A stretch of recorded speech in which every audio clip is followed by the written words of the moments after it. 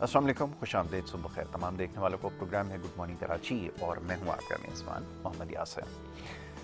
Programme good morning Karachi में बात होती है कुछ समाजी मसाइल के हवाले से, मौशी मामलात और सियासी नौइयत के मामलात पर प्रोग्राम में गुफ्तगू करते हैं।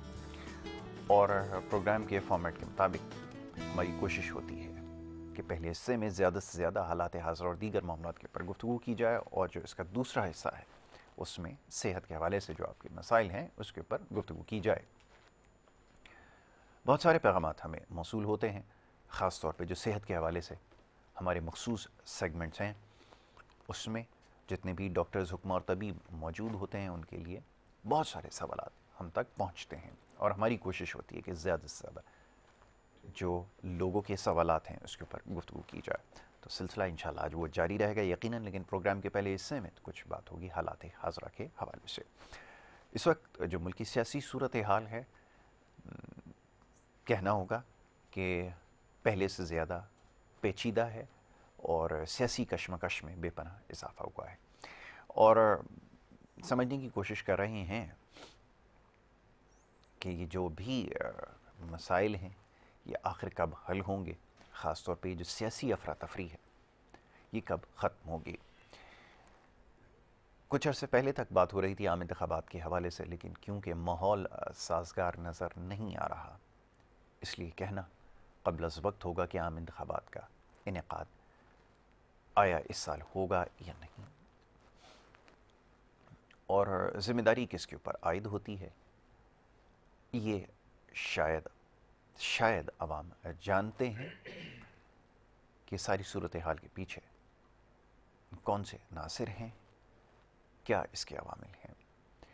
बहरहाल अब शायद ख्याल ये है कि एक आम आदमी का मसला ये नहीं है कि आम इंतखाबात होते हैं या नहीं होते, कोई हुकूमत बनती है या नहीं बनती, किसी साबिक वज़ीर आज़म को दोबारा इक़्तिदार मिलता है या नहीं मिलता। उनका मसला सिर्फ़ ये है कि ये जो बढ़ती हुई महंगाई है, जो ख़तरनाक हद तक जो ख़तरे का निशान है उससे ऊपर चली गई है, और साथ ही आगे माह मुबारक की आमद है, ये जो महंगाई है इसको कैसे काबू तो खैर नहीं किया जा सकता, लेकिन इसका जो ख़तरनाक हद तक बढ़ने का सिलसिला है इसके आगे कैसे बांधा जाए, कुछ वक्त के लिए रिलीफ मिल सके। अब तवक्कुआत ये नहीं है किसी की भी कि महंगाई में कमी हो जाए, वो ये चाहते हैं कि ये जो सिलसिला ख़तरनाक हद तक जिसमें तेज़ी आई है इसको किसी तरह रोका जाए या कम किया जाए।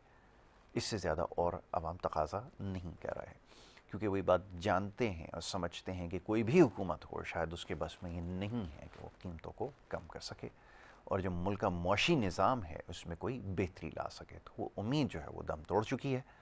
बहरहाल बस इतनी सी अब लोगों की इल्तिजा है कि ये जो बढ़ती हुई महंगाई है इसके आगे किसी न किसी तरह बांधा जाए, और ख्याल ये भी है कि ये जो सियासी कशमकश अगर इसमें ख़ात्मा हो जाता है, अगर आम इंतखाबात के हवाले से किसी तारीख़ का तयन हो जाता है, तो ये जितनी भी अफरा तफरी है शायद इसमें कमी आ सके।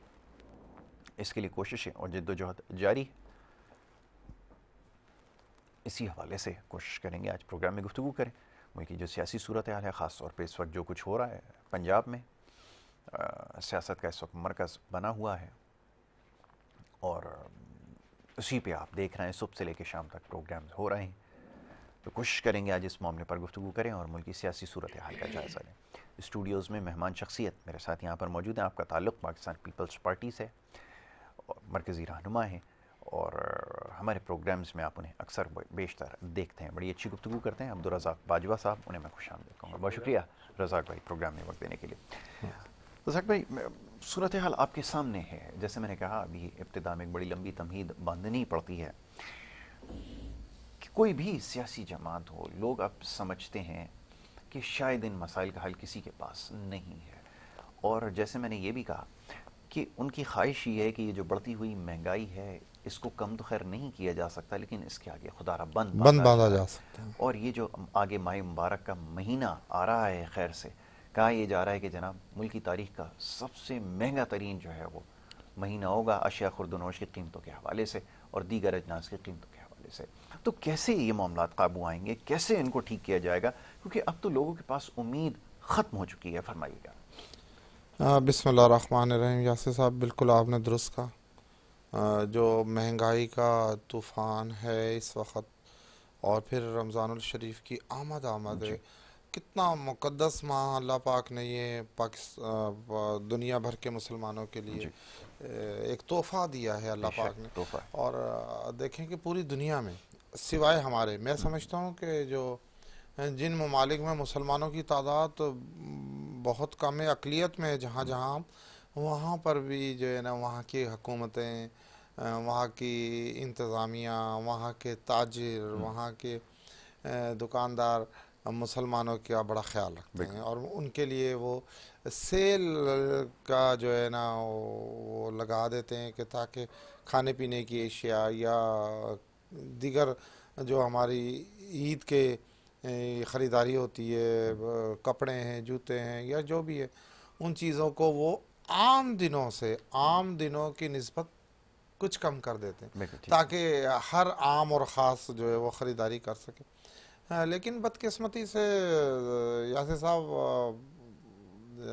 50-55 सालों से तो हम देख, मैं खुद अपनी जी। जो मेरी ज़िंदगी गुजरी है, हमने तो किसी दौर में भी ऐसा नहीं देखा कि ये वाला रमज़ानुल मुबारक जो है वो हमने जो है ना कुछ मुनासिब कीमतों में चीज़ें। हाँ, वो ये थी कि हमारी दाद दरस्त ही उस वक़्त तक जब तक इस किस्म की तूफ़ानी महंगाई नहीं थी जो मौजूदा महंगाई जी। है। चलें, जो भी जिस तरह था हम लोग ख़रीदारी करते थे, और ख्वाहिशात भी पाकिस्तानी ख़ास तौर पे हमारे भाइयों की बहुत कम थी। हम लोग थोड़ी थोड़ी चीज़ों से ही खुश हो जाया करते जी। थे।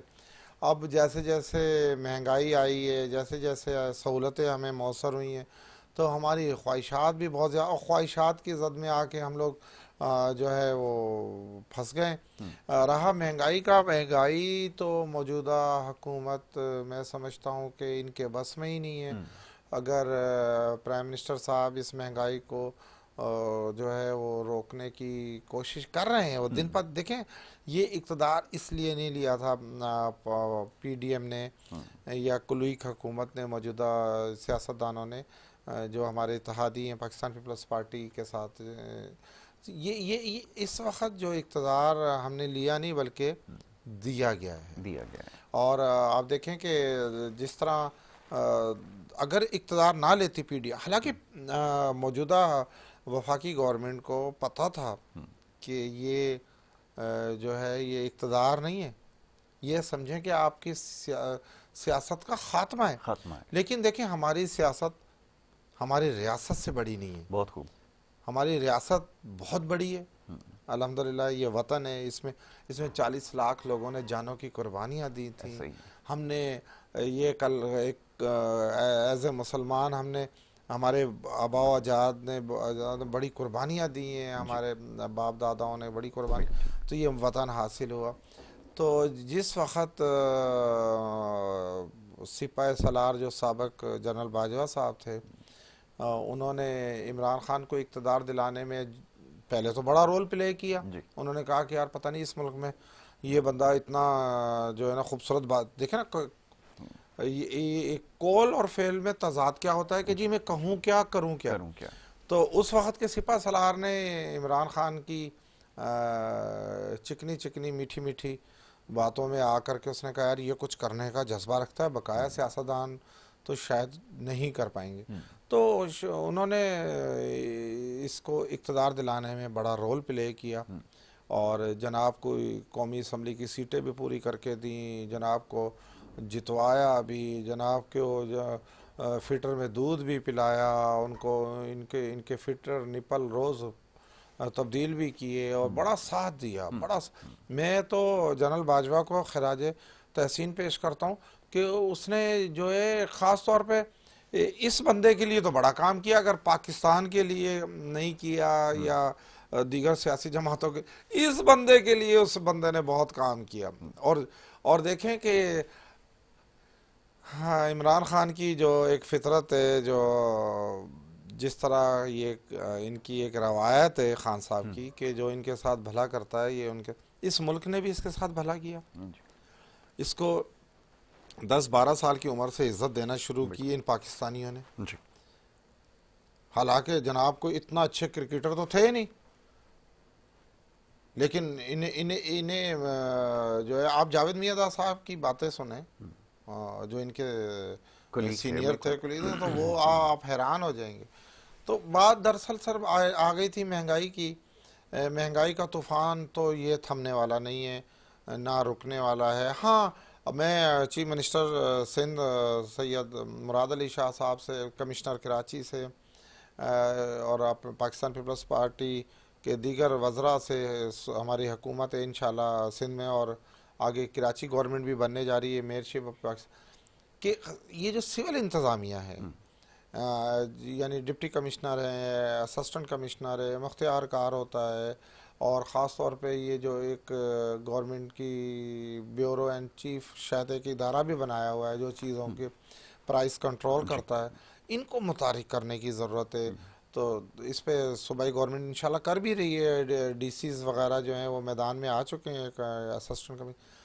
कम से कम देखें, वहाँ बहुत तकलीफ होती है यासिर साहब, जहाँ चीज़ एक तो हमें वैसे ही बहुत महंगी मिलती है, मतलब गवर्नमेंट के ऐलान करदा चीज़ें ही वैसे ही बहुत महंगी हैं, हमारी पहुंच जी। से बाहर हो गई हैं।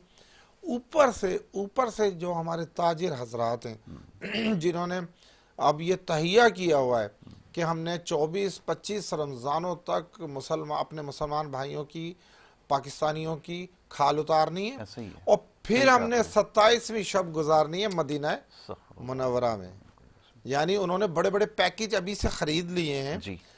5-5.5 लाख तक का पैकेज लेने को तैयार हैं हमारे कराची के ताजिर, ताकि ठीक है। हम जाएं उम्रे पर।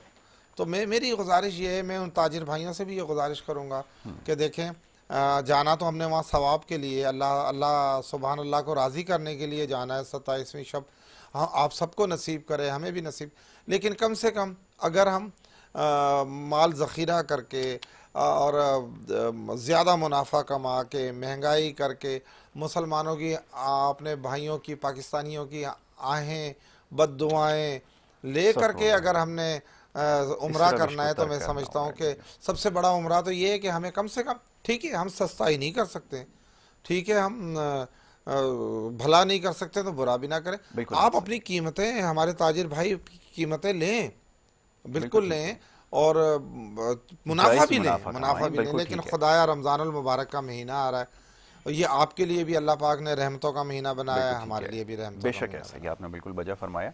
थोड़ी सी सियासी सूरत हाल, और ख़ास तौर पे इस वक्त जैसे मैंने इब्तिदा में अर्ज़ किया कि पंजाब में बिलखुसूस लाहौर में जो इस वक्त सूरत हाल है वो बहुत ज़्यादा पेचीदा है।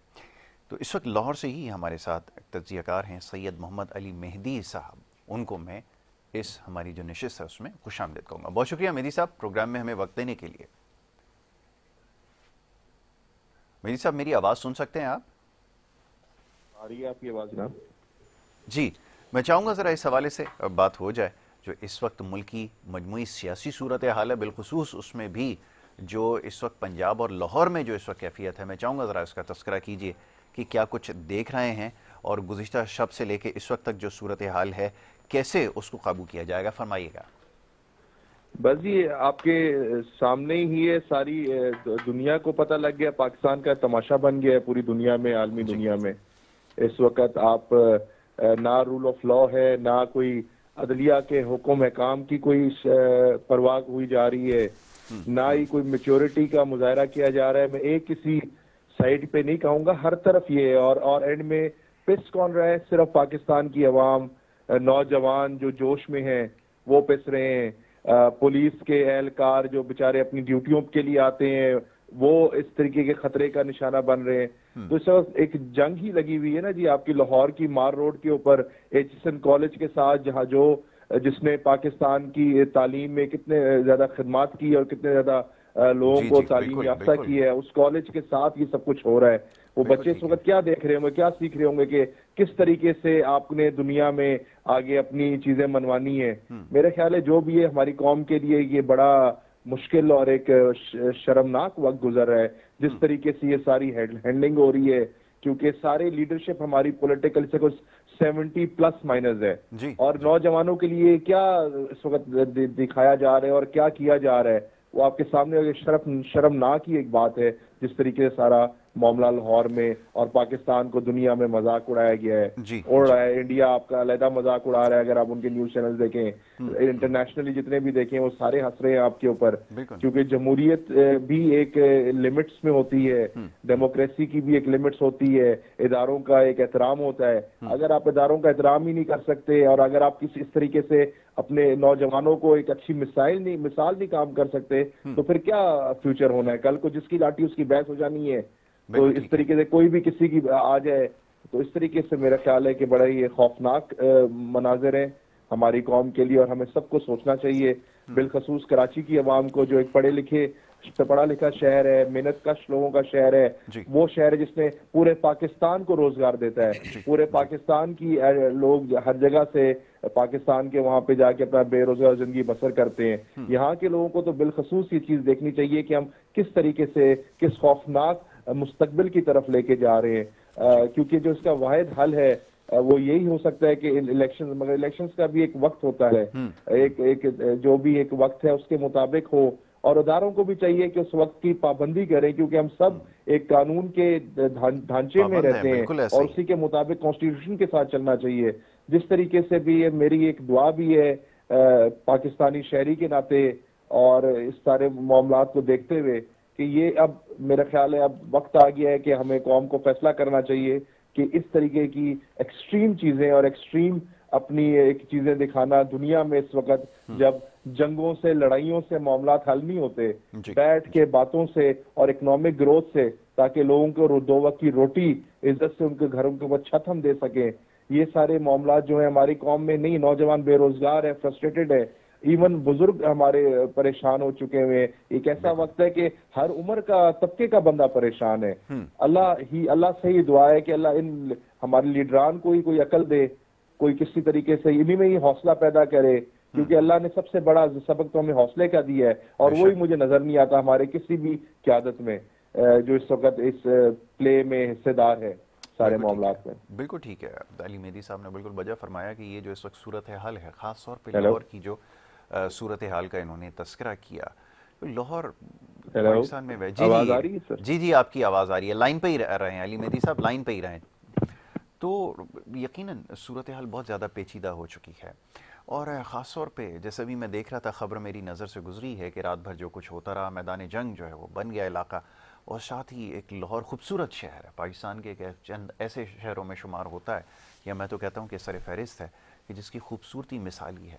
वहाँ पर स्ट्रीट लाइट्स पे तोड़ फोड़ करना और ग्रीन बेल्ट को नुकसान पहुँचाना, सड़कों पे जगह जगह टायर जलाना, ये सब कुछ सियासी इख्तलाफात होते हैं और यकीनन सारे मामलात हैं, लेकिन ये जो कुछ हो रहा है या लोगों की अमलाक को जिस तरह नुकसान पहुँचाया जा रहा है, तकलीफ दे बात है, तकलीफ दे हमारे। और दूसरी तरफ ये कि इस वक्त खेलों की जो एक बड़ी अहम, आप समझ लें कि इस वक्त एक फेस्टिवल सा है PSL, उसका भी वहाँ पर अब आखिरी मरहला है, उसका आगाज़ होने जा रहा है।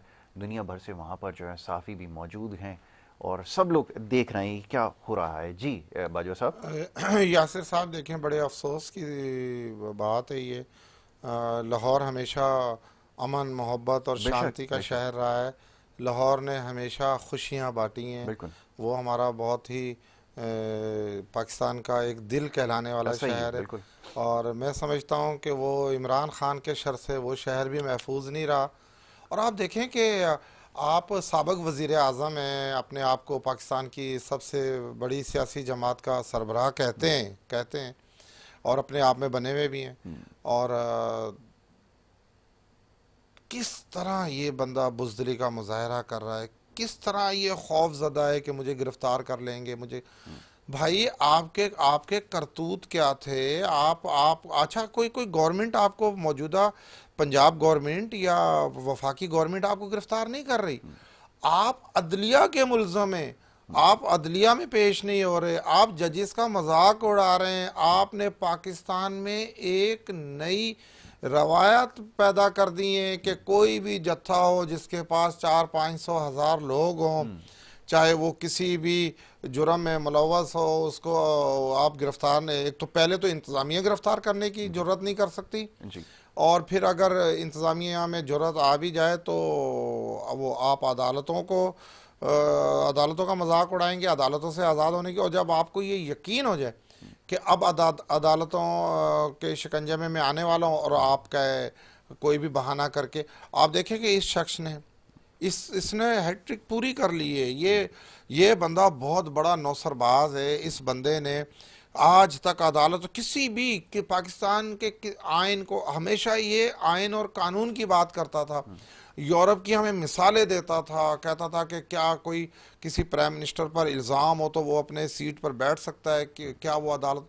अरे आपने तो सारे रिकॉर्ड तोड़ दिए, करप्शन के आपने रिकॉर्ड तोड़ दिए, हट धर्मी के आपने जो है, और ये जो जो जो आप मौजूदा सलूक कर रहे हैं क्या क्या पाकिस्तान की आवाम आज देखेंगे। वाकई में हमारे साफ़ी भाई की बात से मैं बिल्कुल इत्तेफाक, क्या इंडिया के लोग कह रहे होंगे कि क्या इन्होंने हमसे मुकाबला करना, वहाँ का प्राइम मिनिस्टर छुप करके बैठा।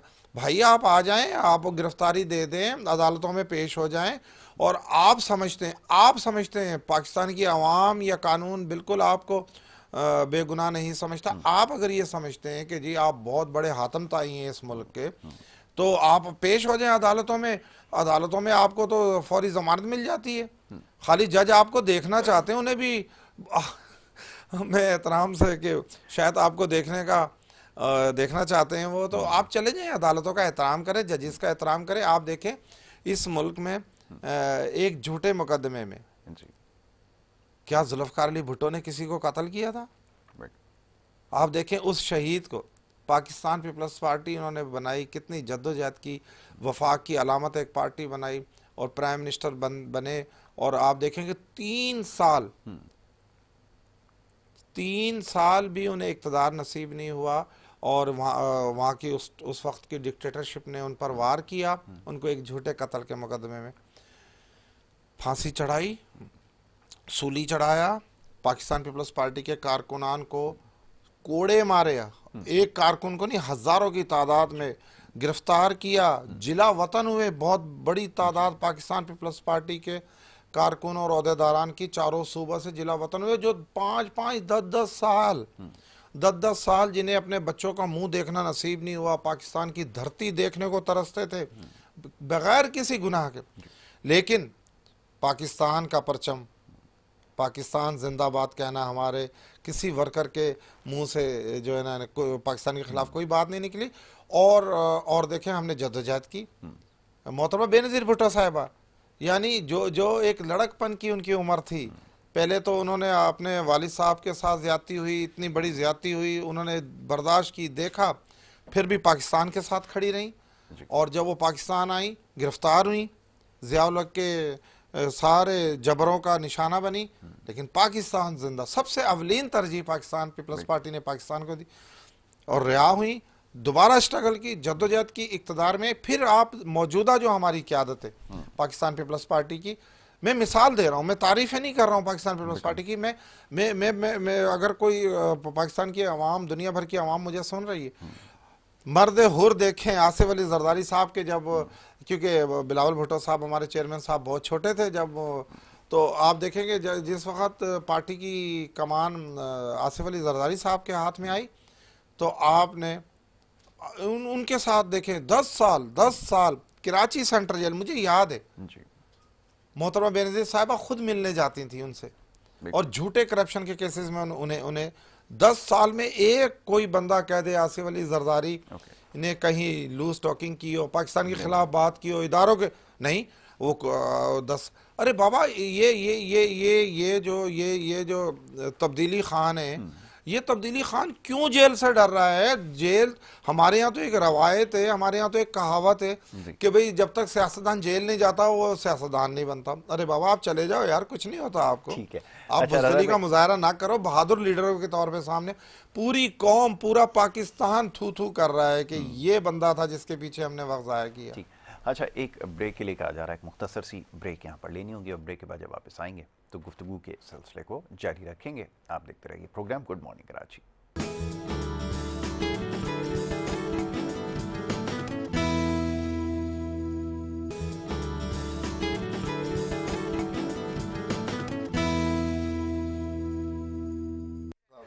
प्रोग्राम में आपको एक दफ़ा फिर खुशामदीद कहेंगे। ब्रेक पे जाने से पहले गुफ्तगू का सिलसिला जारी था। बात हो रही थी कुछ मुल्की सियासी सूरत हाल के हवाले से। जो इंतहाई पेचीदा इस वक्त हो चली है। और कुछ देर पहले भी ये मौजू ज़ेर बहस था कि इन हालात को कैसे काबू करना है। ख़ास तौर पे मुल्क किसी भी तौर पर ये जो सियासी अफरा तफरी है इसका मुतहम्मिल नहीं हो सकता, ख़ास तौर पर जब मौशी मसाइल बहुत ज़्यादा बढ़ चुके हों। और इससे पहले भी ये बात होती रही है हर दौर में कि हर हुकूमत ये दावा करती रही कि मुल्क की जो मौशी सूरत हाल है इसको ठीक किया जाएगा। हर शख्स ने, हर हुकूमत ने ये ज़िम्मेदारी ली और फिर वो इस ज़िम्मेदारी को पूरा करने में नाकाम रहा। और अब भी सूरत हाल ज़्यादा मुख्तलिफ नहीं है। लेकिन दूसरी तरफ जब ये सियासी मामलात देखते हैं और ख़ास तौर पे ये जो अफरा तफरी है इसकी वजह से मामलात और ज़्यादा ख़राब होते चले जा रहे हैं और ज़िम्मेदारी इसकी तमाम सियासी जमातों पर आयद होती है। और साथ ही एक फिर बड़ा सवालिया निशान मुल्क के इस सियासी निज़ाम और ये जो राइज निज़ाम है जिसको जमहूरियत कहा जाता है इसके ऊपर लग जाता है। तो कैसे इस सियासी बेचैनी का ख़ात्मा किया जाए, कौन इसमें अपनी ज़िम्मेदारी पूरी करेगा, ये लोग जानना चाहते हैं। कुछ देर पहले यही मौजू ज़ेर बहस था, गुफ्तगू कर रहे थे अब्दुल रज़ाक बाजवा साहब यहाँ तशरीफ़ फरमाए हैं और टेलीफोन लाइन पर सैयद मोहम्मद अली मेहदी साहब हमारे साथ लाहौर से मौजूद हैं। उनसे हम गुफ्तगू कर रहे थे इस वक्त सियासी सूरत हाल के हवाले से। एक दफ़ा फिर उनको हम खुशामदीद कहेंगे।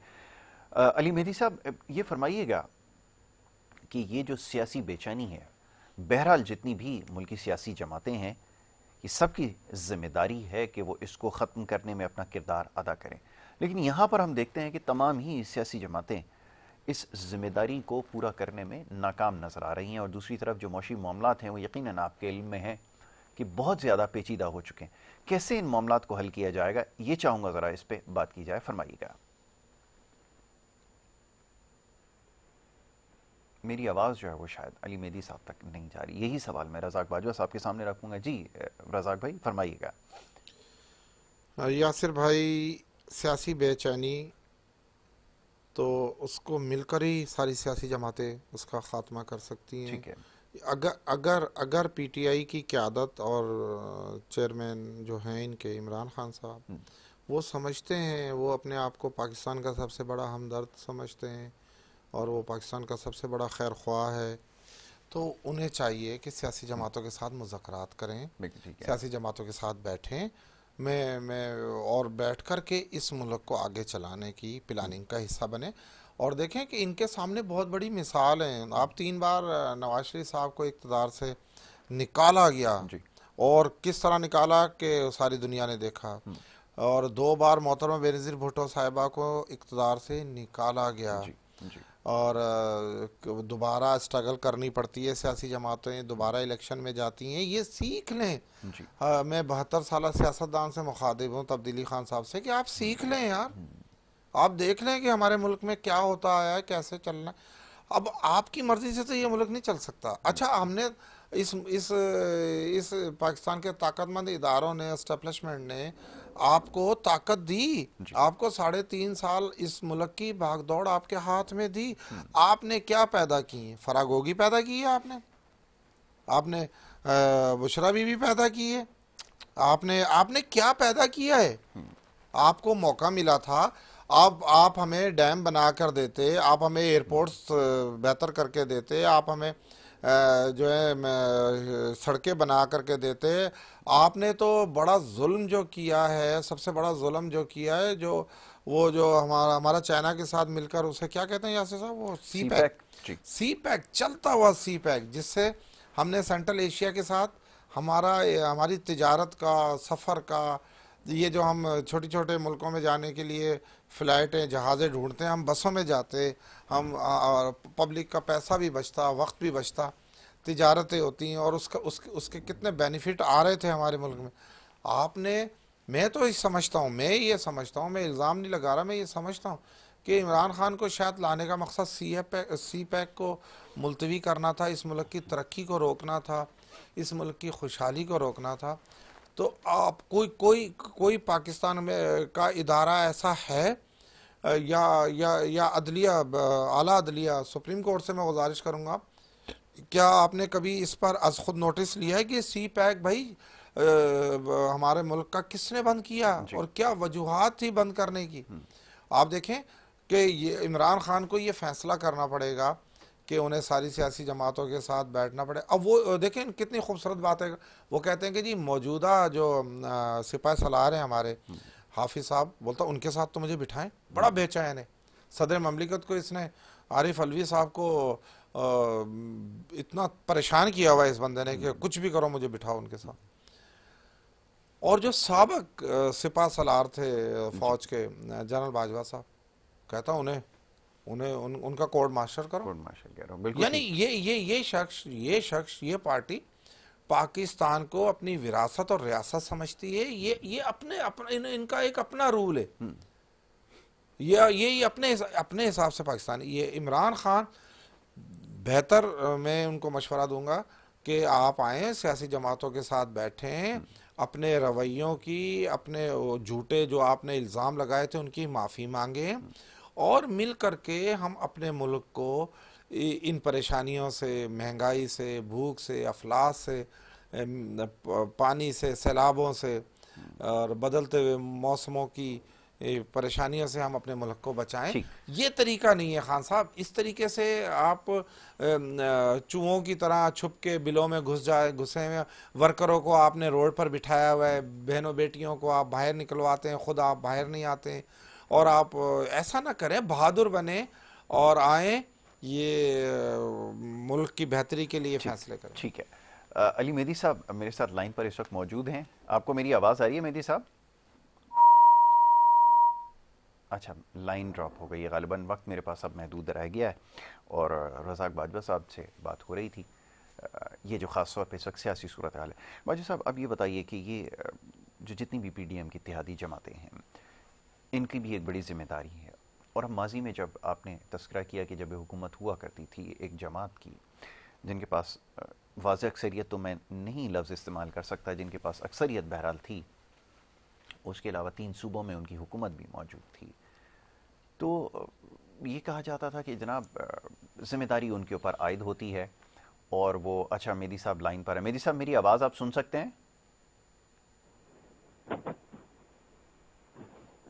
अच्छा, मेरे ख्याल में मेरी आवाज़ उन तक जो है नहीं जा रही। वक्त मेरे पास बहुत थोड़ा रह गया है, तो मैं कोशिश करूँगा रज़ाक बाजवा साहब से ही बात जो है मुकम्मल कर लूँ। तो सवाल ये था बाजवा साहब कि सूरत हाल की ज़िम्मेदारी बेहतर करने में हुकूमत के ऊपर आयद होती है और ये बात हम माजी में कहा करते थे। इस वक्त क्यों अपनी जो ज़िम्मेदारी है उसको पूरा नहीं कर पा रहा है?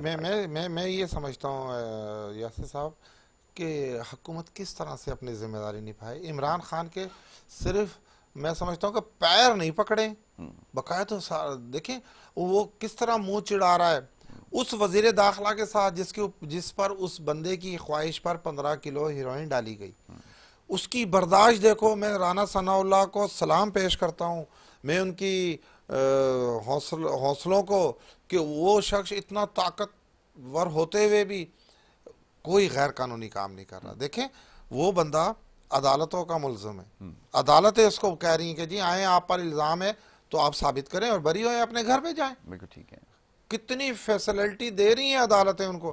क्या यासिर साहब, क्या आज तक आपने कहीं सुना है कि किसी अदालतों ने इतनी किसी को सहूलत दी हो? जनाब आप कब आना चाहते हैं? 2 बजे, ठीक है जी 2 बजे आ जाए। आप कब हम खुद सियासी वर्कर हैं, मैं कई बार अदलिया में जजेस के सामने पेश हुआ हूँ और होना पड़ता है। आप यकीन करें कि हमें तो घंटों घंटों इंतज़ार करना पड़ता है वकला के साथ। हमें कहा जाता है कि अभी चाय का वक्फ़ा है, अभी लंच हो गया, अभी नमाज का वक्फ़ा है, और हम जो अपनी तारीखें लेने या अपने केसेस में पेश होने जब हम जाते थे तो एक दिन पूरा लगता था। सारा दिन हम अदालतों में खड़े रहते थे और अल्हम्दुलिल्लाह हमने वहाँ अपने आप को हमें वहाँ रिलीफ मिला। अदालतों ने हम पर जो मेहरबानी की और हमें सुना। अब ये इन खान साहब का तो मामला ही पता नहीं कोई ज़ानी मामला है या कोई और मामला है। ये भी कोई तरीका है कि आप पूरे मुल्क को जो है दाव पे लगा दें? आप अपने वर्कर्स को नेशनल चैनलों पर बैठकर और सोशल मीडिया पे कह रहे हैं आओ निकलो, रोडें बंद करो। क्या ये जुर्म कम है? आप लीडर होते तो सियासी वर्करों को बचाते, अपने वर्करों को कहते हैं कि जी इनकी अदालत मुझे गिरफ्तार करने का वारंट गिरफ्तारी जारी हुए, आप लोग बिल्कुल पूरा मान रहे हैं, आप अपने घरों पे जाएं और मैं पेश होता हूं, मैं इंशाल्लाह अदालतों से इंसाफ लेकर कर आऊंगा। बिल्कुल ठीक आप है। तो मिसाल बने खान साहब, आप तो मिसालें देते थे खान साहब, आपकी मिसालें सुन सुन के तो हमारे कान पक गए थे। हम कहते थे कि क्या ये मुकद्दस आदमी आएगा तो भाई ये सारी सहूलतें फैसिलिटी आएगी, और आपको तो देख लिया हमने। हम तो कहते हैं कि अल्लाह बचाए आपसे। बट ठीक है, चलें बाजू साहब, अब कोशिश ये की कि सियासी सूरत हाल के हवाले से गुफ्तगू की जाए, और इससे जुड़े और बहुत सारे दीगर मामलात हैं जिसके ऊपर बात करना ज़रूरी थी, लेकिन इस सेगमेंट का वक्त है ये अपने अख्ताम को पहुँचता है, और कोशिश ये की कि सुबह के वक्त हालात हाजरा के ऊपर बात करें, जो मुल्की ख़ास तौर पर जो सियासी सूरत हाल है बिलखुसूस इस वक्त सूबा पंजाब में, और उसमें भी जो लाहौर की सूरत हाल है बहुत ज़्यादा पेचीदा है, लम्हा बलम्हा। यासर साहब, मैं एक सेकंड की सिर्फ आपसे वक्त चाहूँगा। मैं ये समझता हूँ कि इमरान खान साहब को एक और भी खौफ है। वो ये समझते हैं कि मौजूदा सूरत हाल में अगर मुझे इलेक्शन नहीं मिलते तो मेरी पार्टी ख़त्म हो जाएगी। मैं जो हूँ तहरीक इंसाफ से तहरीक इस्तकलाल बन जाऊँगा, और मैं एक नौशता दीवार बन जाऊंगा। उन्हें ये खौफ खाया जा रहा है, हालांकि मैं समझता हूँ कि ऐसा तो खौफजदा नहीं होना चाहिए। ठीक है। ये नहीं खौफ है कि फौरी अगर मुझे इलेक्शन अगर 2 4 6 महीने बाद मुझे मिले तो मेरी सफाई हो जाएगी। अरे बाबा, ये आपकी कौन सी आपको क्या खौफ खाया जा रहा है? ये खौफ है असल, जो इमरान खान कह रहा है कि फिल फोर रात को ही मुझे इलेक्शन मिल जाए ताकि जो बचा खुचा पाकिस्तान है मैं उसका भी काम उतारूं।